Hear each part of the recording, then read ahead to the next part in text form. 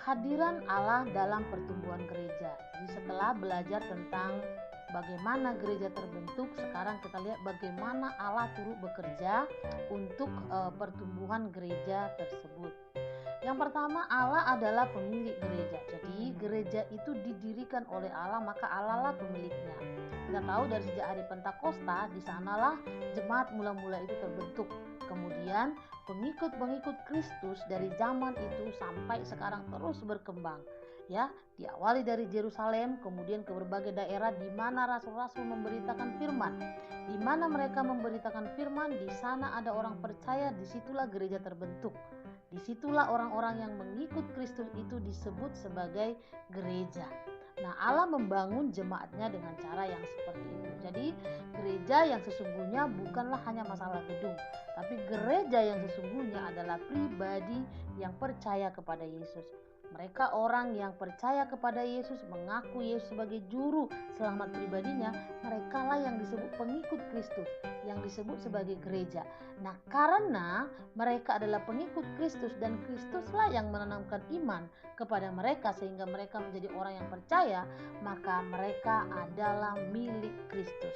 Jadi gereja yang sesungguhnya adalah milik Kristus, dibangun di dalam iman kepada Kristus dan adalah milik Kristus.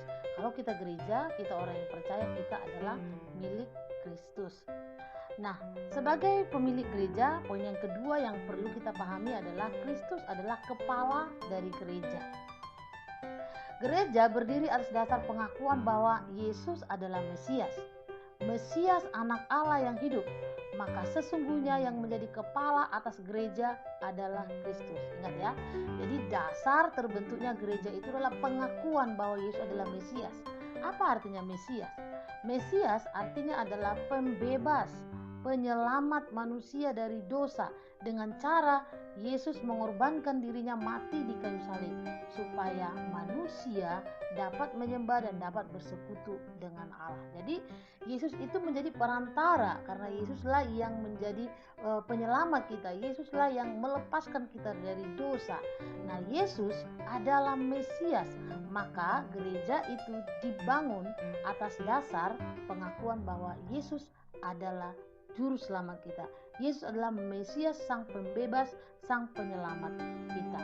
Nah, gereja hanya dapat hidup jika berada di dalam Kristus. Dapat melakukan seluruh pelayanannya hanya di dalam Kristus. Dan tujuannya juga adalah untuk memuliakan Kristus, sang kepala gereja.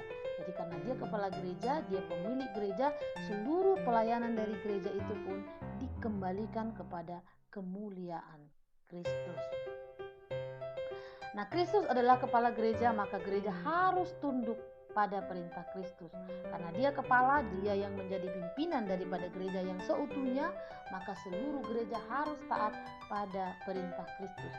Setiap orang yang percaya kepada Yesus ya adalah jemaat yang disebut sebagai tubuh. Jadi kita ini tubuh Kristus dan Kristus adalah kepalanya. Semua orang percaya adalah bagian dari tubuh itu. Maka tubuh tidak dapat dipisahkan dari kepala. Kalau Yesus adalah kepala dari gereja dan kita adalah tubuh, bagian dari tubuh, maka kita sebagai orang percaya tidak dapat dilepaskan dari kepala gereja itu sendiri, yaitu Kristus, ya. Nah, yang ketiga yang perlu kita pahami bagaimana proses pertumbuhan gereja itu adalah Allah lah yang memberi pertumbuhan. Jadi dibangun di dalam didasari oleh iman kepada Yesus bahwa Yesus adalah Mesias, kemudian bertumbuh karena Allah yang memberi pertumbuhan. Jadi sejak gereja lahir pada hari Pentakosta, ya, jumlah mereka terus bertambah bukan hanya secara kuantitas, tetapi jumlahnya juga bertambah secara kualitas. Jadi gereja itu bertambah secara kuantitas dan harus juga mengalami pertambahan secara kualitas atau pertumbuhan rohani. Nah, pertumbuhan rohani ini ya hanya mungkin dialami kalau Allah yang memberi pertumbuhan. Jadi gereja hanya bisa mengalami pertumbuhan baik kuantitas maupun kualitas jika Tuhan yang memberi pertumbuhan tersebut. Manusia dengan segala organisasinya boleh menjadi sarana, boleh menjadi alat Allah, tetapi sesungguhnya pemberi pertumbuhan itu sendiri adalah Allah itu sendiri. Nah, jadi apa artinya pertumbuhan secara kualitas? Pertumbuhan secara kualitas artinya pertumbuhan rohani, ya, pertambahan iman, pengertian akan firman Tuhan, ya. Jadi semakin kita bertumbuh secara kualitas, iman kita semakin bertumbuh di dalam Tuhan.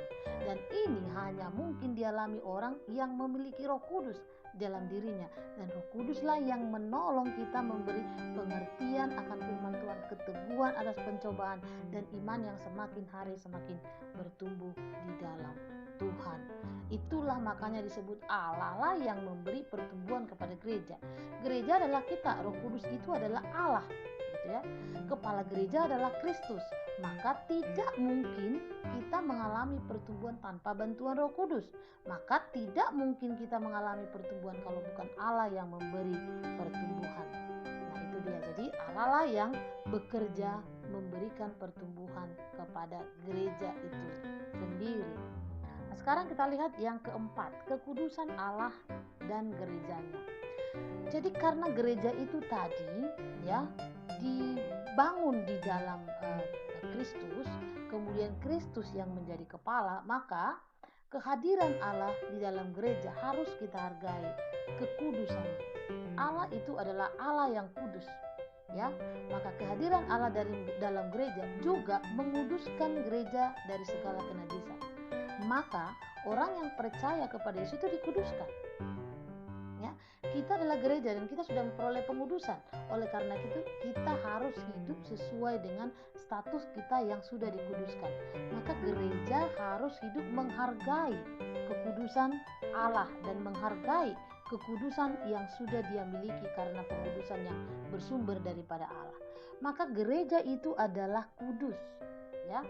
Kudus artinya dikhususkan, dipisahkan dari semua aktivitas dunia dan diperuntukkan hanya bagi ibadah kepada Allah.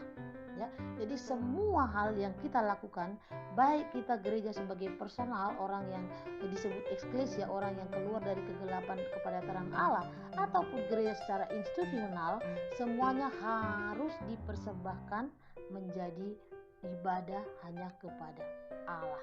Di seluruh hal yang kita kerjakan sebagai gereja haruslah bertujuan untuk kemuliaan Allah. Di sini kita bisa melihat bahwa Allah yang kudus, ya, hadir di dalam gereja, dan kekudusan Allah itu harus dihargai oleh gereja.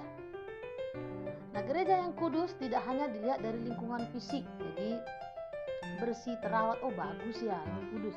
Tetapi lebih daripada kehadiran Allah yang memimpin dan yang menguasai kehidupan anggota gereja tersebut. Jadi kalau kita mengaku hidup dalam satu gereja dan gereja itulah gereja yang sudah dikuduskan oleh Allah, maka jemaatnya atau orang-orang yang percaya yang berkumpul di dalamnya atau semua pribadi yang disebut sebagai gereja tadi harus menunjukkan hidup yang sesuai dengan kehadiran Allah di dalam hidupnya.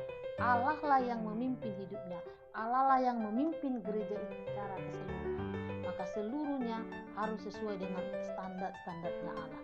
Tidak hanya fisik dan luarnya yang bersih, yang bagus, bangunannya yang mewah, ya, tapi isinya, isi dari jemaat di dalam gereja itu harus sesuai dengan keinginan-keinginan Tuhan.